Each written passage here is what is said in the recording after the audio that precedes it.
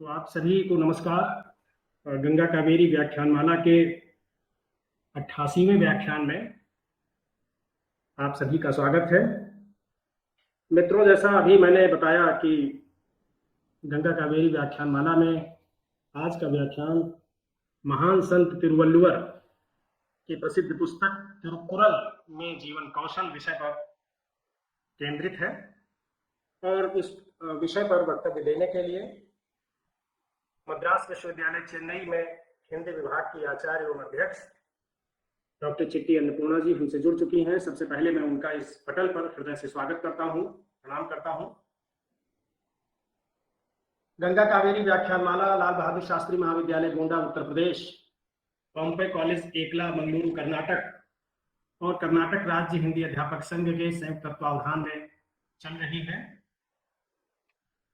तो लाल बहादुर शास्त्री महाविद्यालय के प्राचार्य महोदय डॉक्टर रविंद्र कुमार पांडे जी और पॉम्पे कॉलेज एकला के प्राचार्य महोदय डॉक्टर पुरुषोत्तम केवी जी, लाल बहादुर शास्त्री महाविद्यालय गोंडा के हिंदी विभागाध्यक्ष गुरुवर डॉक्टर शैलेंद्र नाथ मिश्र सर और पॉम्पे कॉलेज एकला मंगलुरु कर्नाटक के हिंदी विभागाध्यक्ष और कर्नाटक राज्य हिंदी अध्यापक संघ के अध्यक्ष डॉक्टर एस ए मंजुनाथ जी एवं समस्त विद्वज्जन, समस्त साथी, मैं आप सभी का अभिवादन करता हूँ, स्वागत करता हूँ।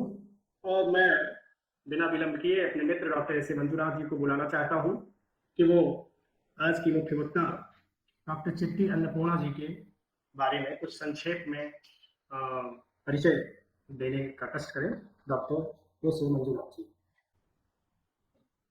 धन्यवाद तिवारी जी, परिचय देने हेतु मुझे अवसर देने के लिए। मित्रों, सभी को नमस्कार। मैं doctor S A Manjunath Mangaluru Karnataka से, जिसकी आज का यह व्याख्यान गंगा कावेरी व्याख्यान माला के जो 88वां व्याख्यान है। इस व्याख्यान में मुख्य वक्तव्य देने के लिए हमारे साथ जुड़ी हुई हैं डॉक्टर चिट्टी अन्नपूर्णा मैडम, जो मद्रास विश्वविद्यालय के जो चेन्नई में है, हिंदी आचार्य और विभागाध्यक्ष है। मित्र, आप सभी जानते हैं गंगा कावेरी व्याख्यान माला श्री लाल बहादुर शास्त्री महाविद्यालय गोंडा उत्तर प्रदेश, पॉम्पे कॉलेज एकड़ा मंगलुरु के संयुक्त तत्वावधान में संचालित है। आज का यह व्याख्यान 88वां व्याख्यान है। इस व्याख्यान में आज के मुख्य वक्ता जो है डॉक्टर चिट्टी अन्नपूर्णा मैडम हमारे साथ जुड़ी हुई है। इनका विस्तृत जो परिचय है समय को ध्यान में रखते हुए संक्षिप्त रूप से मैं इनका परिचय आपके सामने प्रस्तुत करने का प्रयास करता हूँ। डॉक्टर चिट्टी अन्नपूर्णा मैडम जो मद्रास विश्वविद्यालय के हिंदी विभाग में विभागाध्यक्ष और जो आचार्य हैं, इनका अध्यापन का जो अनुभव जो है 29 साल का इनका अनुभव है अध्यापन का। शोध कार्य में इनका अनुभव 24 साल से इनका अनुभव है। इनके मार्गदर्शन में 11 पीएचडी जो अभी तक जो प्राप्त हो चुकी हैं और भी इनके मार्गदर्शन में 6 पीएचडी के जो शोध छात्र जो है अपना कार्य कर रहे हैं और 30 एमफिल के जो कार्य संपूर्ण हो चुके हैं। और इनका विषय जो विशेष रूप से विषय जो है भक्तिकालीन हिंदी साहित्य, तुलनात्मक अध्ययन और प्रयोजनमूलक हिंदी और अनुवाद, इनका जो बहुत ही रुचिकर विषय है। और इनसे प्रकाशित शोध पुस्तकें जो है भक्तिकालीन हिंदी साहित्य में चित्रित सामाजिक मूल्य 2013 में प्रकाशित है। तुलसीदास और त्यागराज एक तुलनात्मक अनुशीलन 2013 में प्रकाशित है। हिंदी एकांकियों में चित्रित सामाजिक मूल्य 2014 में प्रकाशित है। तेलुगु भाषा और साहित्य एक परिचय 2015 में प्रकाशित है। इनसे प्रकाशित और कुछ पुस्तकें जो हैं प्रयोजनमूलक हिंदी और उसके साथ भाषा वर्धिनी 2 पुस्तकें प्रकाशित हैं। और इनके अलग अलग जो विश्वविद्यालय हो या स्नातक और स्नातकोत्तर विभाग से संबंधित अध्ययन सामग्री, इनसे जो सामग्री का काम इनसे संपन्न हुआ है स्नातकोत्तर और स्नातक के संबंध में। और इनके जो संपादन जो पुस्तक जो है डॉक्टर रमेश पोखरियाल निशंक का कविता संग्रह मेरा वतन, इसके जो संपादन मंडली के सदस्य यह मैडम रह चुकी है। आधुनिक हिंदी साहित्य और समाज शोध आलेखों के संकलन की संपादक के रूप में इन्होंने काम किया है। जिंदगी की राह पर इस ग्रंथ के जो संपादक के रूप में इन्होंने काम किया है। पाठ्य पुस्तक के संपादन, इनके संपादन में 3 पाठ्य पुस्तक जो अलग अलग विश्वविद्यालय हिंदी विभाग के जो पाठ्य पुस्तक के रूप में चयनित है। अध्ययन सामग्री इनके द्वारा पुस्तकों के रूप में इन्होंने संपादन का कार्य किया है। लगभग 15 जो अध्ययन सामग्री जो इनके द्वारा संपादित है। और इसके साथ शोध पत्रों का इनके द्वारा जो प्रकाशन हुआ है लगभग 12 शोध पत्र और तुलनात्मक शोध पत्र जो 2 भाषा संबंधी शोध पत्र, इस तरह कुल मिलाकर के 21 शोध पत्र इनके द्वारा जो प्रकाशित है। और आलेख लगभग 8 आलेख इनके द्वारा जो प्रकाशित है। और इनके द्वारा राष्ट्रीय और अंतर्राष्ट्रीय संगोष्ठियों का इन्होंने आयोजन किया है सफल रूप से। और कई राष्ट्रीय और अंतर्राष्ट्रीय संगोष्ठियों में इनका शोध पत्र प्रकाशित है। और ये संसाधन जो व्यक्ति के रूप में इन्होंने उसमें भाग लिया है। और आकाशवाणी में भी इनका कार्यक्रम जो प्रसारित हो चुके हैं। आज के मुख्य वक्ता है डॉक्टर चिट्टी अन्नपूर्णा मैडम। मैं आज का इनका विषय जो है तमिल के जो बहुत ही प्रसिद्ध संत साहित्यकार तिरुवल्लुवर, उनका जो कार्य जो है तिरुकुरल, इसमें जो जीवन कौशल के विषय से संबंधित इनका आज का विषय है। मैडम मैं आपका स्वागत करता हूँ। धन्यवाद मित्र डॉक्टर श्री मंजुनाथ जी, आपने मैडम का परिचय दिया।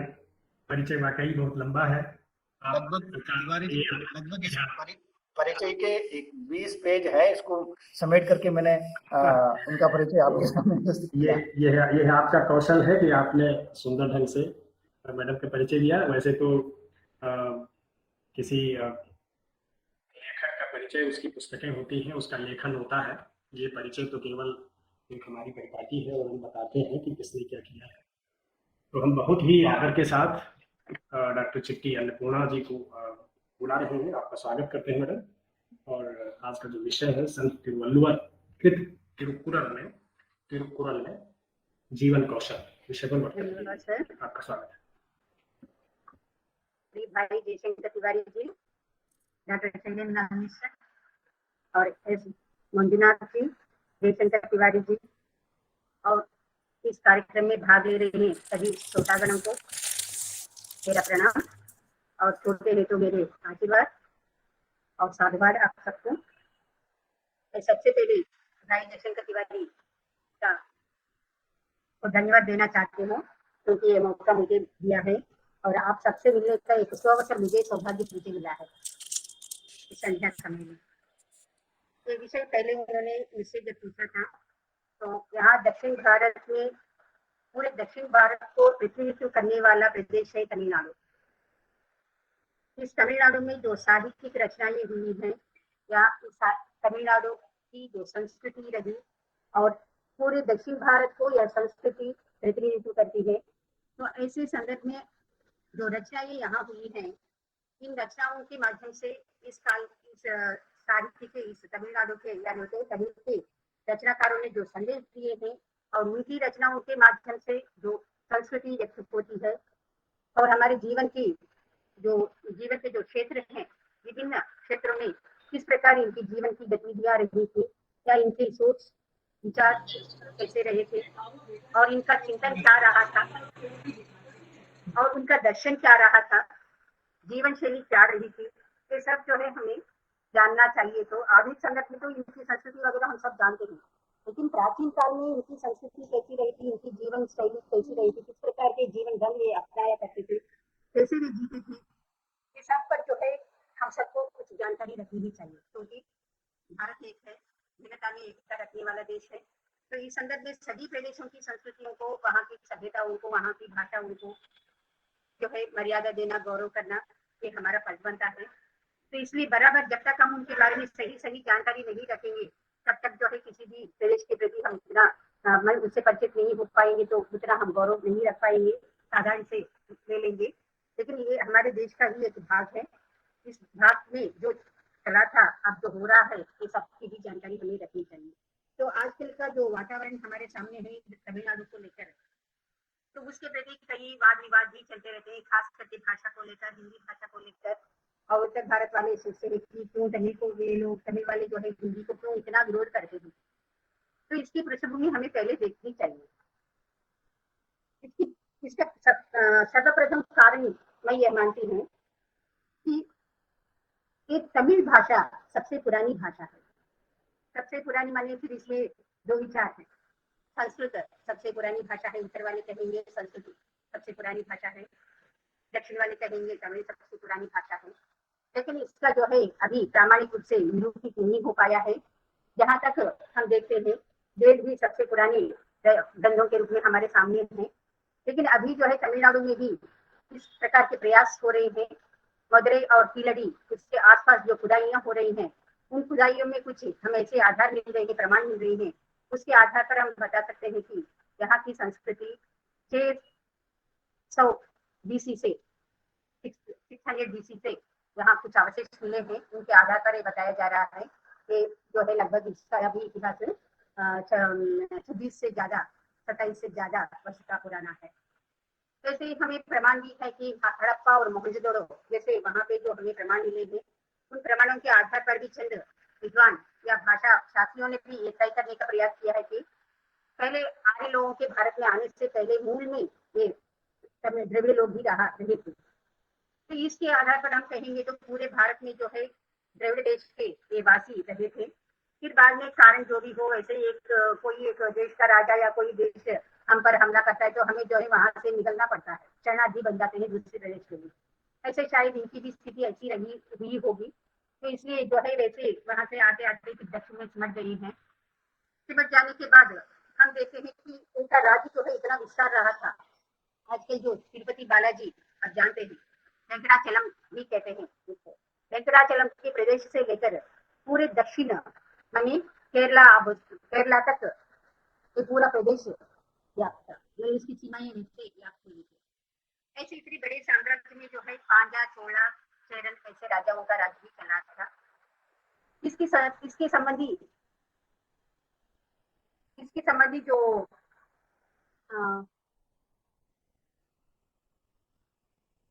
रचनाओं के संदर्भ में हम देखेंगे, हमें तलकाव्यम एक प्रथम काव्य के रूप में मिलता है।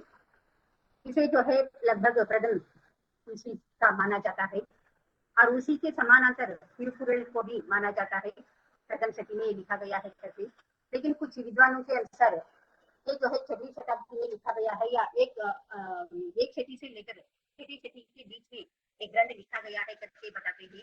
वैसे के पिड़ई नाम के एक विद्वान ने social history of the Tamil जैसे कि पुस्तक में उन्होंने ये साबित करने का प्रयास किया है कि ये तिरुकुरल प्रथम शती का है।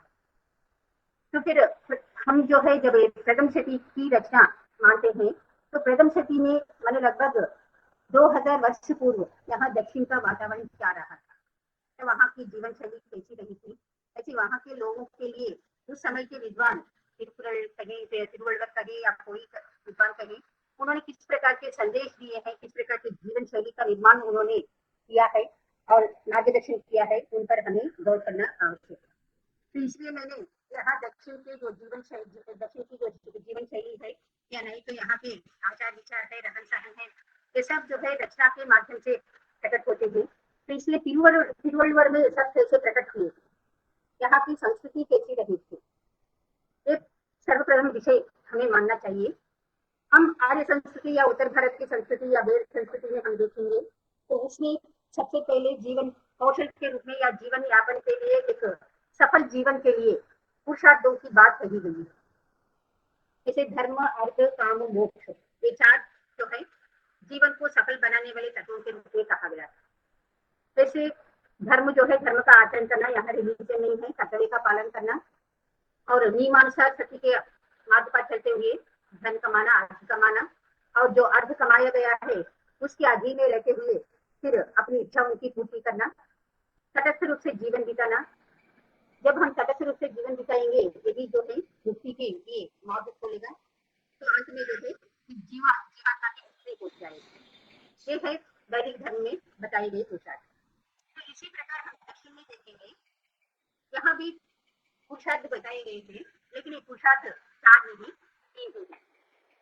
इसका विश्वास है कि जब हम धर्म के रास्ते पर चलते हैं, धर्म के रास्ते पर चलते हुए अर्थ कमाते हैं और अपनी इच्छा की पूर्ति करते हैं, तो मोक्ष की बात की जरूरत नहीं है, क्योंकि तब तक जो है हमारी आत्मा इतनी स्वच्छ आत्मा बन जाती है, निर्मल आत्मा बन जाती है। जब एक बार हम ईमानदारी से सच्चाई के मार्ग पर चलने लगते हैं, सत्य का सहारा लेते हुए धर्म का आचरण करने लगते हैं, अपने आप को मन या हमारी आत्मा निर्मल हो जाती है। तो ये सिद्धांत है गीता। तो इसलिए जो है उन्होंने यहाँ 3 ही बातें कही है इस संदर्भ में, पुरुषार्थों के संदर्भ में। वो जो है सबसे पहला है अर्थपाल, दूसरा है पुरुषपाल, तीसरा है कामतपाल। इसको पहले को जो है अर्थपाल भी कहते हैं, अध्ययस्थ धर्मकांड। उन्होंने अपने तिरुकुरल को 3 कांडों में विभाजित किया है। अर्थपाल मीन्स धर्मकांड है, उन्हें धर्म का आचरण कैसे करना है। इसी धर्म में हम जानते हैं, आपके इसके मैं थोड़ा सा कंपैरेटिवली भी बता सकती हूँ। हमारे उत्तर भारत के जो कौटिल्य है, या नहीं तो मनुधर्मशास्त्र है, या नहीं तो भर्तृहरि के नीति शतक है, जैसे उसके बराबर उन्होंने जैसे हमें मार्गदर्शन किया है। या मध्यकाल में हम देखेंगे रहीम है, कबीरदास है, या वृंद है, जैसे उन्होंने जो नीति परक विषय बताए थे, उसी प्रकार के नीति परक विषय है। लेकिन एक विषय जो है उनके जैसे उन्होंने नीति के रूप में नहीं बताया, लेकिन ये जो है आचरण में किस प्रकार करना चाहिए, आचरण व्यावहारिक तौर पर कैसे उसे अपनाना है, इस प्रकार की व्यावहारिक जीवन शैली को उन्होंने बताया। तो ये व्यावहारिक जीवन शैली ही हमारे लिए कौशल बनता है, क्योंकि कौशल माने स्किल है। आजकल हर जगह जो है कौशल कौशल शब्द आ रहा है, skills, soft skills, soft skills. तो ये सॉफ्ट स्किल क्या होता है? तो ये सब हम जो है सॉफ्ट स्किल्स माने एजुकेशन के संदर्भ में, शिक्षा के संदर्भ में इसको देख रहे हैं, लेकिन जिंदगी में सॉफ्ट स्किल्स क्या है हम जानते हैं, क्या सॉफ्ट स्किल्स है क्या नहीं है करके, क्योंकि हमारे बचपन से ही हमें ऐसे मूल्य सिखाए जाते हैं, ऐसी कहानियां सुनाई जाती हैं। जब बच्चा 2 साल का हो जाता है या 1.5 साल का हो जाता है, तब से माँ कहने लगती है उसको कहानियां। जैसे जो है एक कौवा की कहानी है। एक कौवा प्यासा था, जग में थोड़ा पानी था ना, कौवा लाया पत्थर, पानी डाला और पानी आया ऊपर, कौवा पिया पानी, कौवा चला गया, है ना।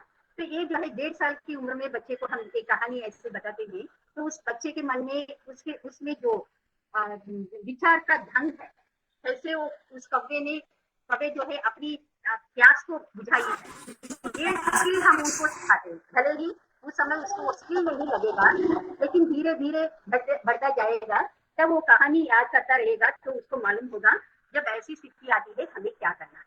यही कौशल है जिंदगी।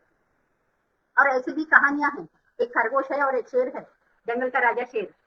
तो उस जंगल के राजे को कैसे शेर ने खरगोश ने मारा है, ये भी एक जीवन का कौशल है। और वैसे ही एक खरगोश और एक कछुआ है। हम जो है खरगोश के जैसे लोग अपने आप पर ज्यादा विश्वास करके, ओवर कॉन्फिडेंस रख के, हमसे बढ़कर और कोई नहीं है करके व्यवहार करते हैं, लेकिन वही हार जाता है खरगोश के जैसे। लेकिन कछुआ धीरे धीरे चलने पर भी अपने विश्वास को नहीं खोता है, अंतिम समय तक वो चलता ही रहता है जब तक जीत नहीं, आप उस पॉइंट तक नहीं पहुंचता है। तो ये है कौशल, इससे बढ़कर और कुछ नहीं जिंदगी में आगे बढ़ने के लिए। लेकिन इसमें क्या है कि जिंदगी में ऐसे अनेक क्षेत्र होते हैं, व्यवहारिक क्षेत्र होते हैं। एक आर्थिक पक्ष होता है, एक सामाजिक पक्ष होता है, एक पारिवारिक पक्ष होता है, और एक व्यक्ति का वैयक्तिक पक्ष भी होता है। जब तक व्यक्ति अपने आप में जो है वो सुशिक्षित नहीं होगा, सुशिक्षित का मतलब है सुसंस्कार, सुसंस्कृत नहीं बनेगा, संस्कारों को नहीं सीखेगा, तब वो जो है दूसरे व्यक्ति के साथ संबंध नहीं जोड़ पाता है, दूसरे व्यक्ति के साथ उसके संबंध नहीं बनते, क्योंकि इसके गुण अलग होते हैं, इसके संस्कार अलग होते हैं, इसके दूसरे के संस्कार अलग होते हैं। तो इसलिए समाज में एक समुदाय के अंतर्गत रहने वाले सभी लोगों को एक ही प्रकार के जो है संस्कारों को सीखने की सीख हमें पुराने दिनों से देते आए थे। तो यही सीख जो है पहले व्यक्ति को, हर व्यक्ति को सीखनी चाहिए। उसको पहले किस प्रकार के गुणों को सीखना चाहिए, किस प्रकार के गुणों को अपनाकर चलना चाहिए। हम इसी प्रकार के गुणों को अपनाकर चलते हैं तो समाज में ऐसे एक स्वस्थ समाज का निर्माण हो जाएगा। उसमें जो है आजकल हम देख रहे हैं ऐसी अराजकता नहीं होगी, गुंडागर्दी नहीं होगी, या जो भी स्थितियां आज हमारे आंखों के सामने देख रहे हैं ये सब नहीं होगी। जैसे राम तुलसी ने राम राज्य की कल्पना की है, वो राम राज्य जैसा ही रहेगा आज का समाज। लेकिन ये जो है बात कहने में एक होती है, लेकिन करने में जो है दूसरी होती है।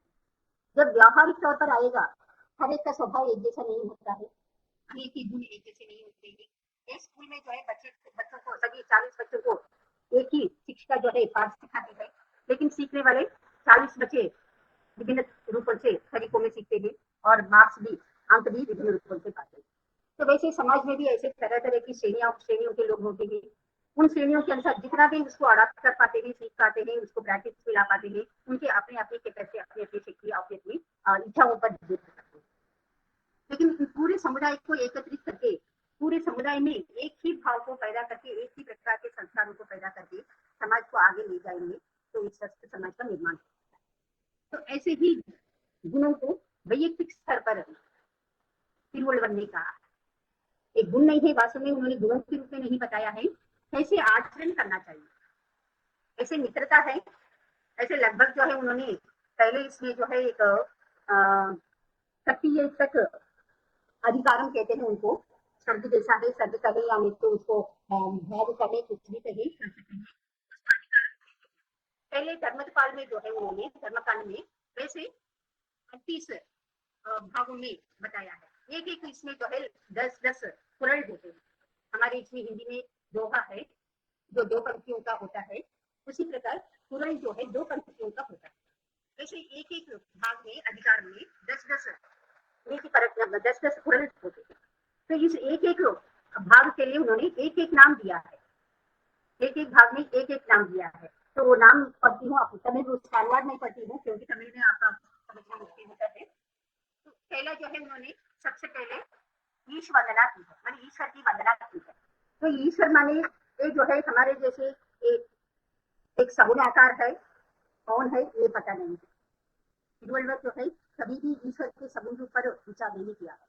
और ऐसे कहने से पहले मुझे एक बात आपसे बतानी है, एक चीज ये है, तिरुवल्लुवर के बारे में थोड़ा सा परिचय देना चाहिए। तो तिरुवल्लुवर कहाँ के रहने वाले थे, उनका जीवन क्या था, उनके माता पिता कौन थे, कौन सा व्यवसाय वे क्या करते थे। तिरुवल्लुवर चेन्नई में ही पैदा हुए थे और मयलापुर मयिलाई नाम से जाना जाता है। आप कोई इसमें तमिलनाडु चेन्नई आए हुए तो आपको कपालेश्वर मंदिर एक दिखाई देता है, तो वहाँ कपालेश्वर मंदिर की भी जो है इसी के नाम से ये मयिलाई पड़ा है। मयिलाई का मतलब है मोर, हिंदी में मोर है। तो वैसे यहाँ पे उस मयलापुर में उनका जन्म हुआ और बताया जाता है कि ये जिलाहे जाति के थे और मयलापुर जो है समुद्र तट के नजदीक है। ऐसे समुद्र के यहाँ से जो है ये 3 किलोमीटर दूरी पर रहता है मयलापुर में, 3 किलोमीटर दूरी पर है। तो वैसे जगह पे जो है, और यहाँ भी एक बात है कि तमिल संस्कृति में तमिल भूमि को जो है ऐसे 5 भागों में बांटा गया है। एक जो है रेतीला प्रदेश है, एक है मैदान प्रदेश है, एक तटवर्तीय प्रदेश है और कुछ पहाड़ी प्रदेश है और एक जंगली प्रदेश है। ऐसे 5 भागों में तमिलनाडु के इस प्रदेश को प्राचीन संगम लिटरेचर, जहाँ एक संगम साहित्य मिलता है, ये जो है तिरुवल्लुवर से पहले माना जाता है। 3 प्रकार के संगम लिटरेचर है, प्रथम संगम और द्वितीय संगम और तृतीय संगम। ये संगम जो है ये शब्द जैन संघों से संबंधित है, जैन या बौद्धों का जो है विकास कहते हैं और ये जैन संघ है। उसी संघ का रूप भी संघ को संघ है, ये संघ है, अल्प प्राण के रूप में इसका उच्चारण होता है।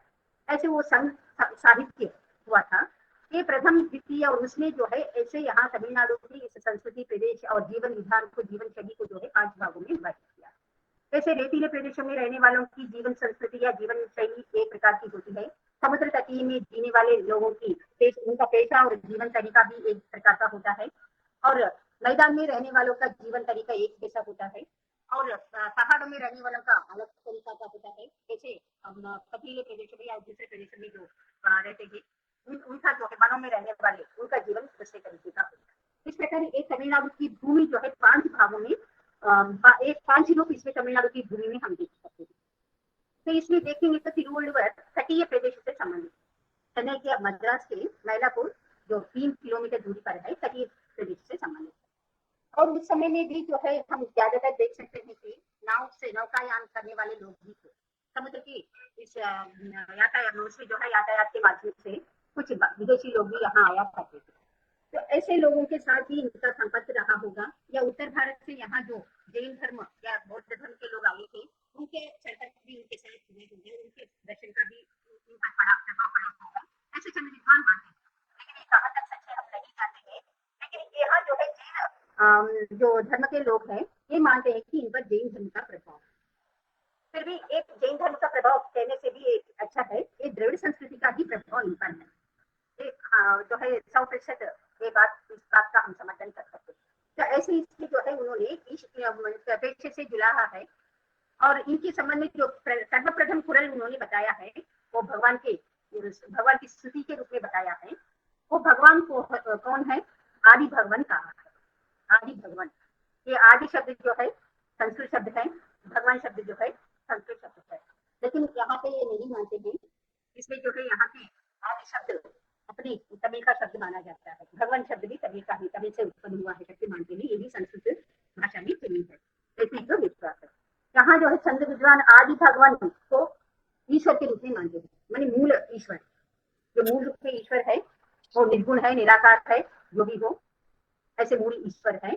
और एक चंद विद्वान ऐसे मानते हैं, तो चंद विद्वान आदि को जो है उनकी माँ का नाम मानते हैं और भगवान को जो है उनके पिता का नाम मानते हैं। तो इस प्रकार जो भी हो विद्वानों में मतभेद है इसमें, लेकिन पहले इसमें जो है उन्होंने जो कहा था वो भगवान की ईश्वर की स्तुति के रूप में ऐसे एक अपने विचार उन्होंने व्यक्त किया है। जैसे सभी अक्षर अकार आदि से लेकर आकार से लेकर आका तक, या हमारे हिंदी में का से लेकर अंत अंतिम छात्राज्ञा तक जितने भी अक्षर है, मतलब इसका मतलब हम भाषा ले सकते हैं। अक्षर का जो आदि स्रोत अक्षर होता है, अक्षरों में आदि अक्षर आ है। तो ये उसी प्रकार इस पूरे विश्व का स्रोत, आदि स्रोत है भगवान। उनके अनुसार इस पूरे देश से आ ध्वनि अकार पूरे अक्षरों के लिए आदि में है। आज से जैसे भाषा शुरू होती है उसी प्रकार इस पूरे विश्व का स्रोत कौन है, कहाँ से उत्पन्न हुआ है, उत्पन्न हुई है सृष्टि, ईश्वर से ही उत्पन्न हुई है। तो उनको वे आदि भगवान मानते हैं। ये आदि भगवान मूल सृष्टिकर्ता ये कौन है, निर्गुण है, निराकार है, इसके संबंध में हमें पता नहीं चलता है। और खास करके द्रविड़ भाषा, द्रविड़ संस्कृति में हम मानते हैं कि बाद में जो है इनका ईश्वर हड़प्पा मोहनजोदड़ो वगैरह इसमें हमें कुछ मूर्तियां वगैरह मिलती है, पशुपति वगैरह इनके आधार पर ये भी द्रविड़ लोग भी जो है मूर्ति पूजक रहे थे, ऐसी बात हमें मालूम होती है। लेकिन इस मूर्ति पूजा के संबंध में यहाँ कुछ भी हमें पता नहीं चलता है, केवल आदि भगवान नाम करके ईश्वर का मूल रूप को ही लेकर उन्होंने बात बताई। तो वैसे उनका आरंभ ही उन्होंने प्रार्थना से की है। इसको प्रार्थना कहें या सृष्टि का जो मूल है, हम सब जो है मैं बड़ा हूँ तो मैं बड़ा हूँ, मैं बड़ा हूँ तो मैं बड़ा हूँ, ऐसे करके हम मानते हैं। लेकिन इसमें ये नहीं है, जैसे इस सृष्टि का निर्माता एक है, उनके द्वारा हम निर्मित हुए हैं, तो ये भावना उन्होंने इसमें व्यक्त की है। और इसमें आकर इसके बाद उन्होंने ऐसे कुछ 38 भागों में इसका विभाजन किया है। पहला जो है इस वंदना के बाद वर्षा का महत्व बताया है, क्योंकि उस वर्षा जो है जीवनाधार है, वो वर्षा के कारण हमारा जीवन, हम कृषि वगैरह होते हैं, हमारे पीने के लिए पानी वगैरह मिलते हैं, इसलिए उसको भी उन्होंने महत्व दिया है। फिर उसके बाद सन्यासी का महत्व बताया। सन्यासी का महत्व यानी जिंदगी में जो सन्यासत्व लेते, सन्यास माने पूरी तरह से सन्यास लेने की जरूरत नहीं है, ये भी एक गृहस्थ रहे थे, तिरुवल्लुवर गृहस्थ रहे थे, गृहस्थ जीवन बिताए थे। तो इसलिए जो है ये कबीर, इसीलिए कबीर के साथ इनकी तुलना होती है, हिंदी में कबीर के साथ तुलना होती है। तो ये जो है सन्यास की महिमा के बारे में बताया है। फिर उसके बाद धर्म पर उन्होंने जोर दिया है। धर्म पर, ये जो है धर्म सबसे बड़ा, धर्म का मतलब है यह फिर से यही कर्तव्य है, कर्तव्य का पालन करना है, इस धर्म पर उन्होंने जोर दिया है। उसके बाद गार्हस्थ जीवन, जो गृहस्थ जीवन होता है, गृहस्थ जीवन कैसे बिताना है, फिर दंपतियों के संबंध कैसे होने चाहिए, साधर्मचारिणी का गुण क्या होना चाहिए, फिर संतान कैसे संतान होनी चाहिए, उस संतान से किस प्रकार के रिलेशन होने चाहिए। फिर उसके बाद हमारे घर जो अतिथि आते हैं, अतिथियों का सत्कार कैसे करना चाहिए, ये हमारी संस्कृति ही है, अतिथियों का सत्कार। फिर उसके बाद मृदु भाषण कैसे करनी है, मृदु भाषण, कोमल भाषण, यानी दूसरों को भी हमें दुख पहुंचाना नहीं चाहिए और हमारा काम भी हो जाना चाहिए। ये सबसे बड़ा कौशल है आज के लिए, आज के संदर्भ में हमें ये सीखना चाहिए, किसी के पास जाएंगे तो उसका हमारा काम कैसे बनेगा, तो इस संदर्भ में उस कैसे बोलना चाहिए सामने वाले से, और हमारा काम को हम कैसे पूरा कर सकते हैं, इस प्रकार के जो नुस्खे होते हैं इसमें हमें मिलते हैं। फिर उसके बाद प्रेम भावना है, प्रेम भाव के बारे में बताया है कि प्रेम जो है सार्वजनिक प्रेम है, समाज के लोगों के साथ, अन्य प्राणियों के साथ का प्रेम भाव है। इसके बाद उन्होंने कृतज्ञता का भाव जो होता है, कैसे किस प्रकार के व्यक्तियों के साथ कृतज्ञता व्यक्त करनी है, जैसे हमारे रहीम जैसे कवियों ने भी बताया था, कृतज्ञता और कृतज्ञता के बीच में जो अंतर है वो बताया था, वैसे ही ओलिवर ने भी बताया था। फिर उसके बाद व्यक्ति को न्याय के साथ जीना चाहिए, न्यायशील होना चाहिए, न्याय का अनुसरण करना चाहिए।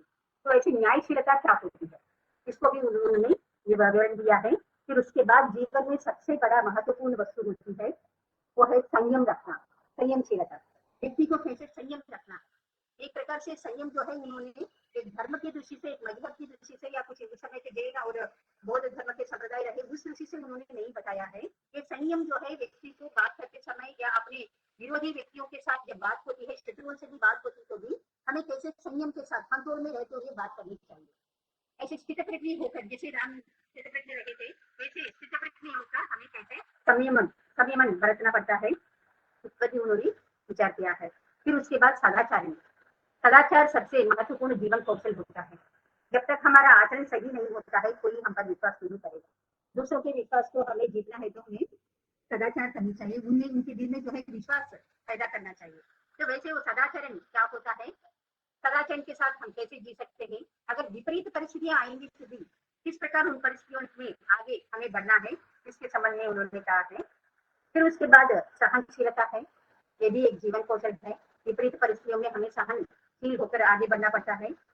फिर उसके बाद लोभ का त्याग, परनिंदा नहीं करना, बेकार के बकवास ना करना, बेकार से बकवास करते हुए हमारे समय को बर्बाद नहीं करना है। फिर वैसे हमें पाप का भय रखना चाहिए, पाप पुण्य का भय रखना चाहिए। वल्लभ जो है उस समय में भी पाप और पुण्य तो जैन सिद्धांत है, इस चीज को लेकर, इस तर्क को लेकर, इस भाव को लेकर ज्यादातर इसको जैन संप्रदाय से प्रभावित है मानते हैं। तो पाप पुण्य की जो भावना हमारे जैन संप्रदाय में है, इसका प्रभाव इसमें दिखाई देता है। फिर समाज के प्रति कर्तव्य हमारा क्या होता है, अब देखिए यहाँ व्यक्ति के स्तर से उठकर समाज के स्तर पर आ गए हैं, समाज के प्रति हमारा क्या कर्तव्य होता है। तो जैसे हम एक सिटीजन है, इंडियन सिटीजन है, एक कर्तव्यपूर्ण नागरिक होते हैं हम, ऐसे हर एक को जो है समाज के प्रति, अपने देश के प्रति एक कर्तव्य होता है। इस ऐसा कर्तव्य हमें कैसे निभाना है, इस समाज के प्रति कर्तव्य के भाग में उन्होंने समझाया है। फिर उसके बाद हमको जीना है, दूसरों को भी जिलाना है, ये जैन धर्म का सिद्धांत है, यही नहीं है वैदिक धर्म का सिद्धांत है। तो इसे दान देना है, दान देने के बाद के द्वारा हम कैसे लोगों में अपने पास जो संपत्ति है या हमारे पास जो भी खाद्य पदार्थ है वगैरह, इन सबको बांट कर खाने में जो खुशी होती है, बांट कर खाने की बात को उन्होंने इसमें दिखाई है। फिर उसके बाद ऐसी जो आचरण हम कहते हैं, कीर्ति भी हमें यश मिलता है, अच्छे आचरण करने वालों को तत्काल के लिए यश ना मिलेगा तो भी नहीं, लेकिन चंद सालों के बाद तो उसका नाम याद करेंगे हम। तो ये कीर्ति ऐसी होती है, व्यक्ति को जो है जीना है तो कीर्ति के यश के साथ जीना है, यश कमाना है, यश नहीं होता तो इतनी जो है बेकार की जिंदगी होती है। वैसे उन्होंने दया की भावना की उसका बात का भी जोर दी है। फिर इसमें जो है उन्होंने आजकल जो ज्यादातर जो है बहुत बड़ी समस्या के रूप में हमारे सामने आ रही है, ये मांस भक्षण का निषेध है। मांस भक्षण नहीं करना है, इसका मतलब है अहिंसा ही है, हिंसा नहीं करनी है, अहिंसा है। मांस भक्षण करने से क्या होता है और उसको क्यों छोड़ देना चाहिए, इन बातों पर भी उन्होंने इनसे विचार किया है। उसके बाद उन्होंने वैसे निश्चयता के साथ रहना, सत्यवादिता होना, क्रोध नहीं करना, फिर दूसरों की अनिष्टा नहीं करना, और क्षणभंगुरता को, जीवन की जो क्षणभंगुरता है उसको पहचान कर जिंदगी जीना, त्याग और संन्यास के रूप में हमें जीवन जीना, सत्य दर्शन करना, ऐसे जो है कई बातों को इन्होंने इसमें बताई है। तो इसमें देखेंगे तो कुछ चंद विषयों को संदर्भ में मैं थोड़े विवरण के साथ आपको इन सभी बातों को लेकर बताती हूँ। सबसे पहले जो है ऐसे जीवन का एक कौशल होता है,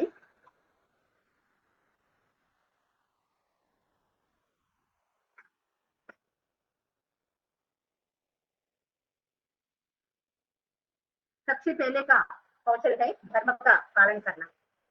ये धर्म का स्वरूप उन्होंने क्या बताया है, जैसे जो काम हम करते हैं निष्कपट भाव से, निष्कलुष यानी निर्मल हृदय से हम जो कार्य करते हैं वही धर्म है।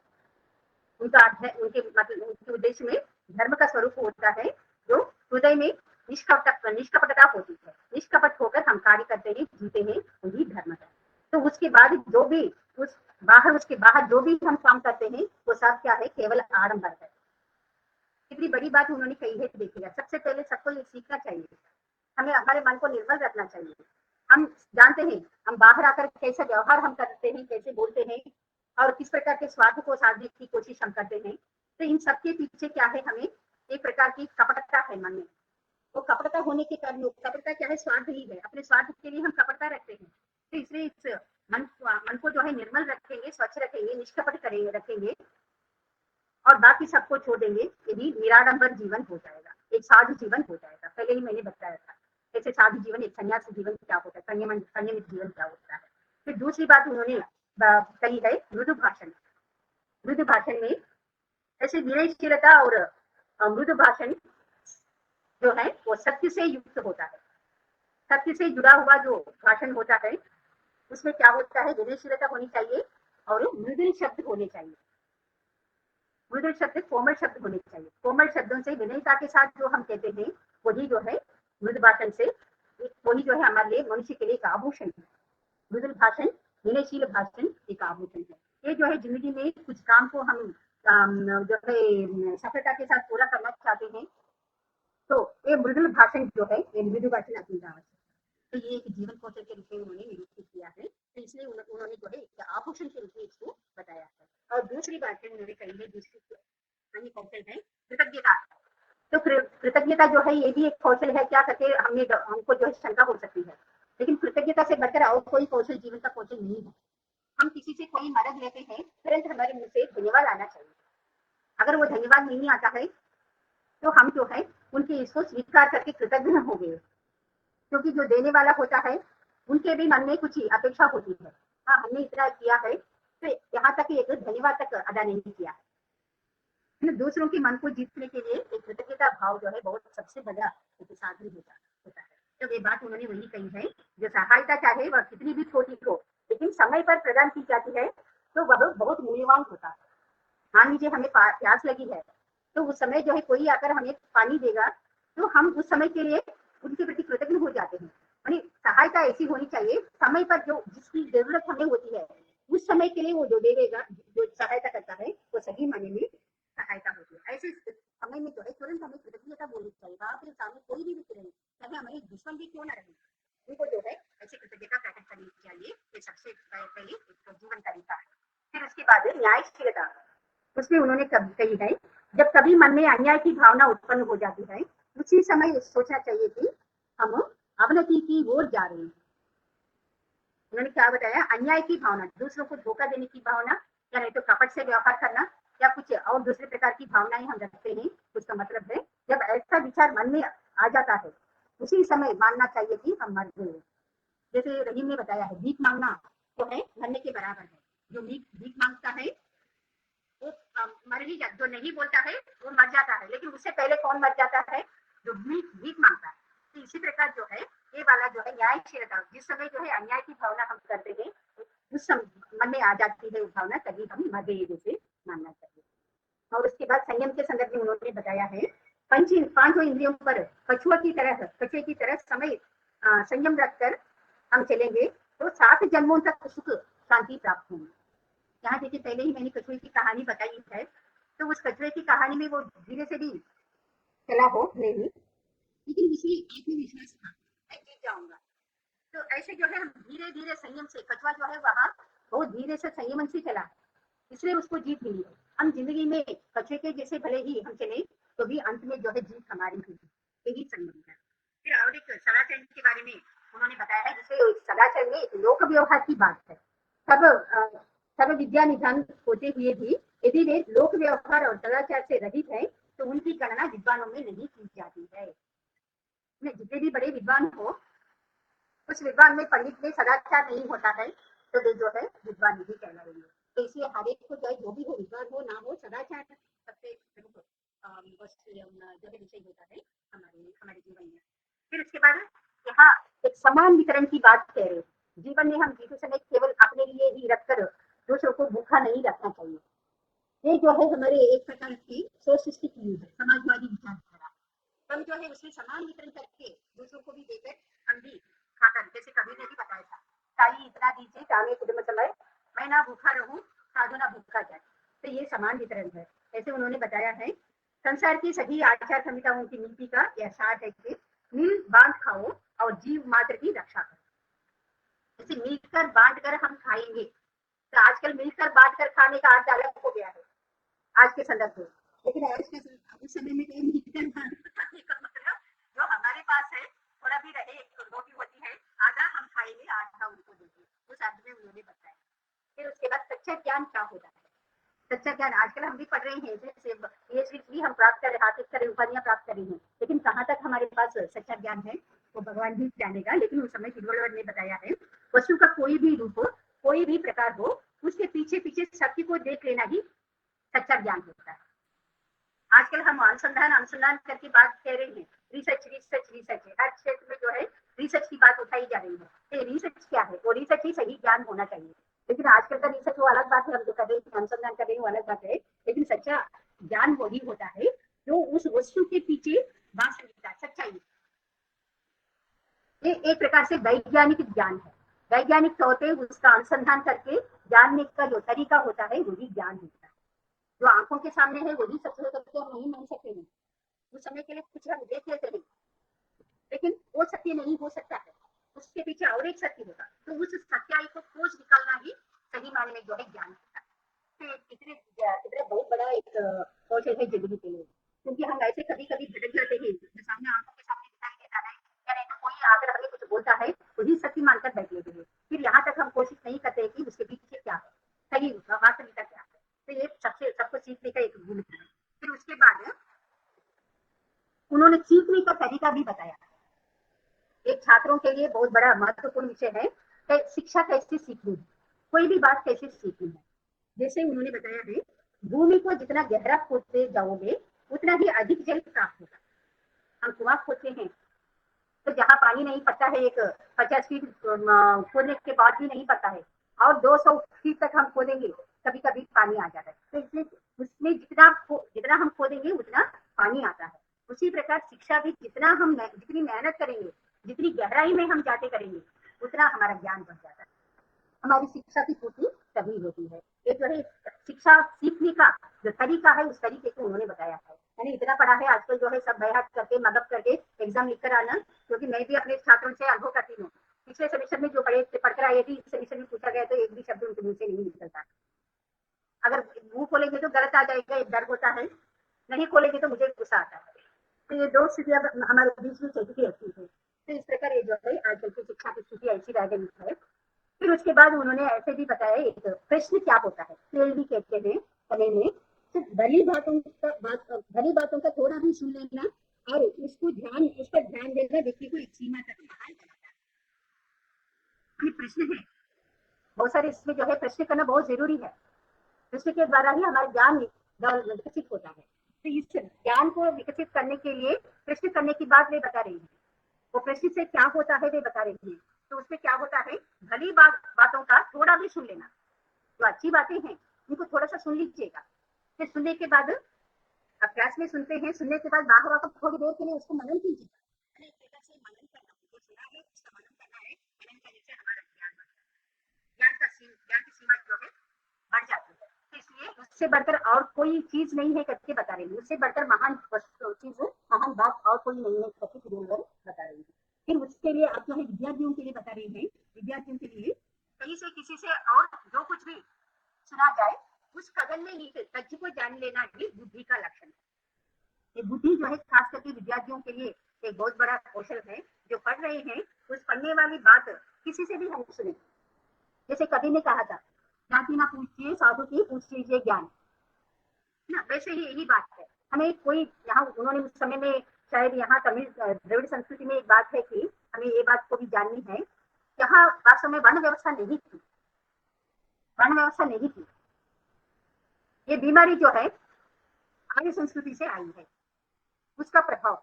इसलिए तिरुवल्लुवर के इसलिए एक माने 2000 वर्षों पूर्व जो लिखा गया है उसमें कहीं भी वर्ण या जाति का नाम नहीं आता है, कहीं भी उन्होंने जिक्र नहीं किया है। तो उस समय तक भी ये जाति का वर्ण का जो है प्रचलन ज्यादा नहीं हुआ था। बाद में ही आजकल जो है इसका ज्यादा ये जो है, इसलिए वे बताते हैं किसी से भी आप सुनिए, एक अच्छी बात है, लेकिन उसको क्या करना है, उसके अंदर निहित जो भाव है, अर्थ है, उस भाव को, उसके सार को पहचान लीजिएगा। ये बात बता रहे हैं।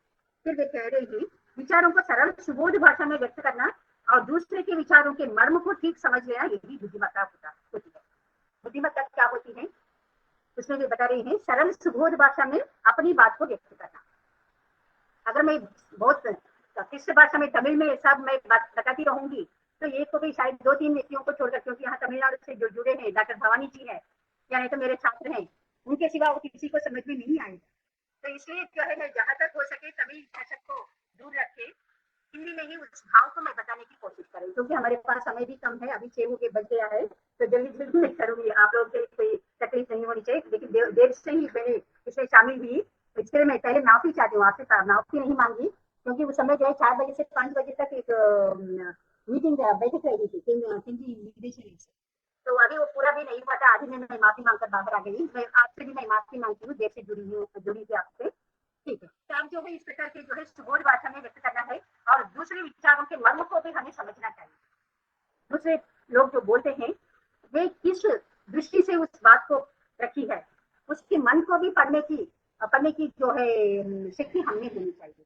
और कहीं एक जगह पर वे बताते हैं, तो वैसे जहां हम भाषण देने जाते हैं वहां पे जो श्रोतागण होते हैं उनकी रूप को देखकर भाषण देनी चाहिए।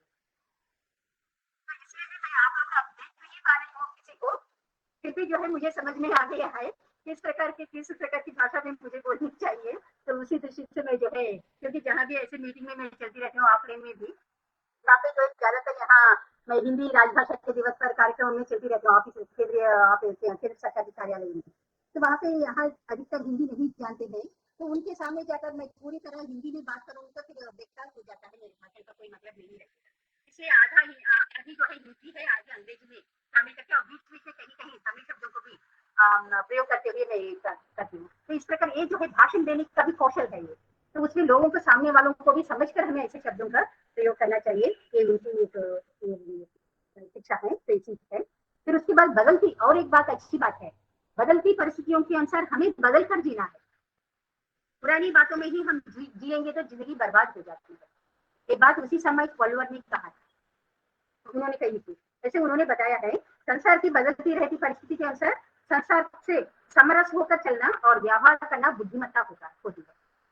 बदलती हुई परिस्थितियों के अनुसार, परिवेश के अनुसार हमें भी बदलना है, लेकिन उसके लिए भी उन्होंने ये बात कही है, बदलना माने किस प्रकार से बदलना है। पूरी तरह से हमको जो है ये नहीं करना चाहिए, पूरी तरह से बदलना नहीं चाहिए, पुरानी परंपराओं को भी लेना चाहिए, जहाँ जरूरी है वहाँ जो है उनको जो है अपनाकर हमें चलना चाहिए, क्योंकि हमारे पूर्व इसमें जो मूल्य हमारे साथ आए हैं, ये मूल्यों को हम छोड़कर आधे मूल्यों को अपनाकर चलेंगे तो फिर हमारी जिंदगी, हमारा समाज जो है बहुत कम दिनों में बर्बाद हो जाएगा, खत्म हो जाएगा। तो थोड़े पुराने वैल्यूज भी अब साथ चल रहे हैं, जिसके कारण जो है एटलीस्ट ऐसे नीतिपरक विषयों को सुनने के लिए हम सब बैठे हैं। अगर आधुनिक विचार हो तो इसमें मंच में शायद एक दो ही आपके जो आयोजन करता है वे ही रहेंगे और बोलने वाले ही रहे होंगे। तो इस प्रकार जो है ये परिस्थिति के अनुसार हमें बदलना भी चाहिए। और दूरदर्शिता की बात भी उन्होंने कही है, फोर्सेट है, इसमें जो है भविष्य में जो होता है, भविष्य में जो हवा बहती है उसी हवा के साथ पूरी तरह से हमें नहीं बह जाना चाहिए। भविष्य है, भविष्य का मतलब जो है अगर कुछ भविष्य में होने वाला है तो उसको समझकर जितना हमें उसको अपनाना चाहिए उतना ही अपनाकर हमें चलना चाहिए। जैसे ये बदलती परिस्थितियों के अनुसार है, दूरदर्शिता भी उसी में आती है। भविष्य के हवा का क्या रूप होने वाला है ये पहचान लेने वाले दूरदर्शी ही बुद्धिमान नहीं है, क्योंकि हमारी जिंदगी में ऐसे आने वाले भविष्य को भी अब जो है कंप्यूटर का युग आ गया है, हम फिर ऐसे पुरानी पद्धतियों को, कोविड आने के कारण अब जो है नई पद्धति, नए तरीके को अपनाए हैं, तो इसके कारण कितनी सुविधा हो रही है, देखिएगा देश भर के लोग इसमें शामिल हो पा रहे हैं। अगर वैसे ऑफलाइन होता है तो उसके लिए पैसे भी खर्च हो जाएंगे, फिर आने वाले जो है इतने लोगों को भी हम अपने विचारों को नहीं दे पाते हैं, विचार विमर्श नहीं कर पाते। तो ये जो है भविष्य में जो परिस्थितियां आती हैं, परिस्थितियों को भी अपने अनुकूल बनाकर उसके अनुसार जिंदगी को बदलते हुए जाना चाहिए, ही दूरदर्शिता होती है। तो इसलिए जो है आगे आने वाले सभी शिक्षा की जो है ऑनलाइन एक ऐसे ये भी आ रहे हैं, डिस्टेंस एजुकेशन भी ऑनलाइन में होने वाला है आगे, तो ये भी जो है एक सुविधा जो पढ़ना चाहते हैं स्टूडेंट्स पढ़ते हुए नौकरी करना चाहते हैं, नौकरी करते हुए पढ़ाई भी जारी रख सकते हैं। ये इस प्रकार की दूरदर्शिता से जो है हमें काम लेना है। फिर उसके बाद काम करने से पहले सोचना भी चाहिए। हम जो इतनी जल्दबाजी करते हैं किसी काम करने से पहले नहीं सोचते हैं, लेकिन काम करने से पहले जो है हमें काम करने से सोचना, पहले काम सोचना है।